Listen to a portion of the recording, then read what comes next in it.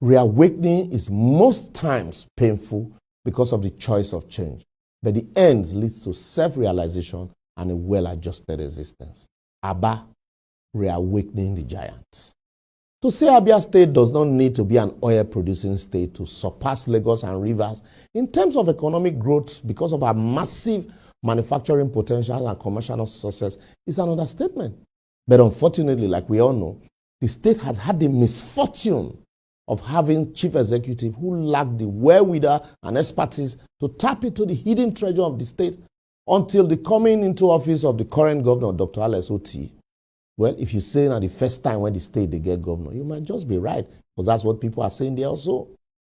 In some previous episode of The Advocate, as the ori-headed man of Ungwaland, you know now, anyway, don't ask me how I got the title. I talked about the dilapidated public infrastructure in Aba, especially the roads and the inherent blind leadership in the governance structure in Abia. Some people gave me knocks, while others gave me kudos. I take all in my stride. After all, not everybody like good thing. The fact that Aba used to be synonymous with lack of roads and bad governance, it's not new to public perception. But all that is changing now. As anybody, if you visit Umuahia now or Aba, you will see that the states or the giant in the elephant, or if you like, the Eyin in Eyimba is gradually being awoken. I went there also.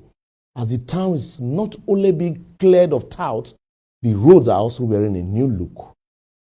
I wonder, not even they wonder self whether Dr. Alex Oti start to govern the state even before they hand over to Ram in May 29, as he has built and commissioned so many roads and street lights with drainages within this short space. Starting from the Udeagbara Road through Avayi to Umuahia Aba Express Road, I used to be a nightmare, has been completed with street light and drainages. Umuima Road all the way to Shalom Junction, and then Shalom Road all through to Udeagbara Road, Green Avenue, all are witnessing massive construction with excavation currently ongoing in some of this area. In fact, there's no way you can describe these places except you see the previous pictures and the current state. Where will you actually turn to in Aba that construction is not ongoing, as the Eyimba city has been turned into a massive construction site? Is it Umuma Road by Cemetery Road, where the previous administration demolished people's homes under the guise of expanding the road, but subsequently abandoned the road as it became worse than they met it? But now it's currently under construction as massive excavation of rubble is ongoing. But I've been on MCC Road all the way to Araria Market that wasn't even motorable, but also now a smooth road with street light. I even rode through there. Just at the market union, they need to create enforcement unit to ensure that traders don't shade their wares on the road to ensure free flow of traffic on that MCC Road. About phase 1 of Cemetery Road from Port Harcourt Road that has been completed and commissioned, while phase 2 of the Cemetery Road starting from Railway Junction at the Zuku Market, the second biggest market in the state, all the way to Osusu Road and Omuma, is under construction. People's Road from Emelogu roundabout has just been kicked off, and Emelogu all the way to Ogbo Hill, Eyimba Hotel, has been commissioned with drainages and street lights and water fountain at the roundabout, currently under construction. My brother, if you see Cemetery Road and that Railway Junction, like most other roads and the Port Harcourt Road before now, they were completely submerged in rubble and feet. Don't let rain trap you for Aba or in those areas. Well, that's all of the drainages in that town was completely non-existent. But that town, they generate waste. Maybe the governor should also look into how to turn this waste into wet. The famous Port Harcourt Aba Express Road that has been completely taken over by shrubs, trees, and gullies.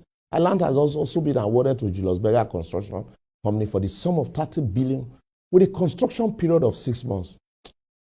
That place not be road again, but really, how previous government allowed that road to dilapidate to this extent still baffles me. Wickedness of men, you will say. If you come to Umuahia, in Umuahia from Michael Okpara roundabout all the way to the famous Abia Tower, on Aba Enugu Expressway, is currently being expanded to a 6-lane highway with street light and solid drainages by reputable construction company also. Maybe soon Umuahia would move from being a glorified local government to truly being a state capital. If the governor could achieve all of these in a space of 5 months, I can imagine how the state would be if it governs for 8 years. But I hope it's not just one of those initial 4 years gra-gra, or most of our state chief executive, where they use 4 years to work and then you re-elect them and then they use that next 4 years to recoup or prepare for Senate. But I can assure you that if anything changes, we'll keep updating you. I have Abba and Abia dead to my heart. Once I commend Governor Oti for these feats within such a short time, I want to draw his attention to the erosion gully in Ovum Street in Ogbo Hill that has completely cut off Agunwa and Arochukwu Road and the community living in that area. I'm also using this opportunity to call on the federal government and federal minister of works, after it's from the east, Ejina Omahi, to put the ecological fund into proper use by saving that community from extinction. As an aside, also, I want to call on Ejina Omahi and the federal government also to remember that the only federal eastern road that runs through Owerri, Mbise, Obowo, Umuahia, from Umudike through Michael Okpara University, through Ikuano to Ikodekpene, being a federal highway, is seriously crying out for repair. In fact, a portion is almost being cut off by gully.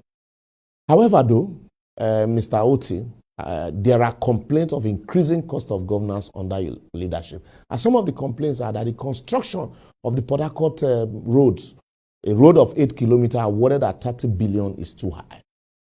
There's also that in 3 months that the office has spent 5.2 billion to run the governor's office, while the deputy governor's office spent 252 million in the same 3 months. As the information in the state took 543 million and 2.8 billion was used to purchase cars, official vehicles under the said period. The complainant also argued that despite the digitalization of the collection of revenue in the state, that the IGRO has reduced drastically from 5.7 billion to 3.3 billion under your watch. As the total recurrent expenditure of the state, under these 3 months is 10.8 billion, while only 5 billion was spent on all the infrastructure I mentioned above. But the good news is that the people, the everyday people, said they are not bothered about this cost. As all they want to see is good roads, schools, good health, job creation, and efficient public infrastructure. Some even say despite all the billions where previous government spent, that there's nothing to show for it, and that in just a few months in office, they are seeing street lights, good roads, and drainages. That those criticizing OT should bring those previous government officials to book first before they would believe them. Well, enjoy the accolade, but ensure that if things are not working well, these same people will turn. If you say, Wahala, plenty, I will therefore advocate why it is encouraging to listen to accolade, especially when one has his hands on the grind, like you are doing. It is also wiser to listen to wise counsel of genuine criticism. And until the federal government, our federal government of Nigeria, devolve more power and resources to regions, states, and local government as government that is closest to the people, Nigeria will keep grappling in lack of basic infrastructure, and purposeful investment will continue to collectively elude us as a nation. We must break up this governance structure to make it up. This will be a fine place for me to pause in the interim and await your comment on all our social media platforms showing you on your screen. Like and share. For us is to report the issues, why it is your right to take it or leave it. The ball is in your court. See you next week.